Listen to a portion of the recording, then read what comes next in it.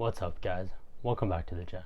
I was looking through my inventory of computer parts. Lack of inventory fits better. Well, I was pleasantly greeted by the GTX 780 Founders Edition. This graphics card right here being 7 years old from May of 2013. Let's see how well it holds up in 2021. But wait, before we get into those benchmarks, let's see what this little card brings to the table. The GTX 780 is coming in with 3 GB of GDDR5 memory with a base clock speed of 863 MHz and a boost of 900 MHz with 2304 CUDA cores. If you guys would like to check out the full specs on this awesome graphics card here, I have the product page linked down below, and while you're down there, feel free to drop a like. The system I'm using to test the GPU is my personal rig. Check out the video I did on it. But it is running a stock Ryzen 9 3900X, 32 GB of RAM clocked at 3200 MHz. Anyways, let's get right into the benchmark, shall we? First off, we ran a 3D Mark Time Spy and it got a total score of 2,824 and a graphics score of 2,503. Now for the games, we ran some easy to run titles first, then ended it off with more demanding titles. Starting us off is Rainbow Six Siege. If this is a game you're looking to play and happen to have a GTX 780, then you will be happy with the performance. In 1080p ultra settings, it got an average FPS of 105. Now of course you can tweak the settings and get even more frames if your little heart desires. Fortnite, of course it runs pretty good. I mean, it is Fortnite after all. I tested high settings and performance mode, both in 1080p. High settings getting an average FPS of 70, and in performance mode with epic view distance and everything else low, it got an average of 197 frames per second. Want to play GTA 5 online? Well, you will be pleased. In 1080p high settings, it got an average FPS of 86. Now of course, dropping the settings will grant more performance, but if you just want to drive around and cause complete mayhem, then this will allow you to do so. In Apex Legends, this card handles the game pretty well. I tested it in high settings and low settings. 1080p high settings granting us a 51 frame per second average, in low settings getting an average FPS of 61. You can try lowering the resolution, but keep in mind you have to have a good enough CPU that does not hold this card back at all. For our final easier to run title, we got Valorant. Of course this card crushed it. In 1080p high settings, we got an average FPS of 202.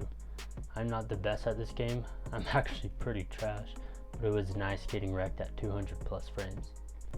Moving on to the more demanding titles. First one up is Call of Duty Cold War. I tested it in a variety of settings, all while staying in 1080p. In high settings, it got an average FPS of 51. Medium settings, it got an average FPS of 55. And finally, low settings, it got a 59 frame per second average, none of which getting above the 60 FPS average, but it was still pretty playable. And keep in mind, we stayed in 1080p. Borderlands 3, a really demanding title, also tested in different settings, all while maintaining that 1080p resolution. In high settings, it got an average FPS of 32. Dropping the settings down to medium, we get an average of 49 frames per second. And if you want that plus 60 FPS experience, then you can drop the settings to 1080p very low and get an average of 70 FPS. Last but not least, we got Shadow of the Tomb Raider, and once again we tested it in a variety of different settings in 1080p resolution. At 1080p highest, we got an average FPS of 29. In medium settings, we managed to get an average of 38 FPS. Now with 1080p lowest settings, we got an average of 55 frames per second. The last title, and surprisingly the most demanding one, it is Far Cry 5, and like with the others, we tested it in different settings in 1080p. With ultra settings, we got an average FPS of 20. Sucks. In 1080p normal settings, we got an average of 22 frames per second. And finally, in low settings, it still only managed a 25 frame per second average. This game is rough. Now that all those benchmarks are out of the way, let's close out the video. Quick disclaimer, if you guys noticed the temps on the GPU while doing the benchmarks, they were getting pretty high up there. I think I saw it maxed out at 95 degrees Celsius. Don't worry though, I did do a fresh clean and a fresh install of thermal paste on this card, but I think the fact that it is the Founders Edition and a blower style card, it is harder to keep it cooled down. Do I recommend this card right here? Well, yes I do. If you happen to have one on hand, then it is a nice placeholder until you get those new 30 series graphics cards. If you don't have one on hand, then I highly recommend you stay under $100 for this card. Paying the scalp to eBay prices are not worth it for this card. I'm seeing it go 200 plus. Do not pay for that, please. Just keep your eye out for any good deals and snag them up if you can. Like I said in my last video, patience is key here in getting computer parts in 2021. With all that being said, if you guys enjoyed the video, please go down below and drop a like. I'd really appreciate it.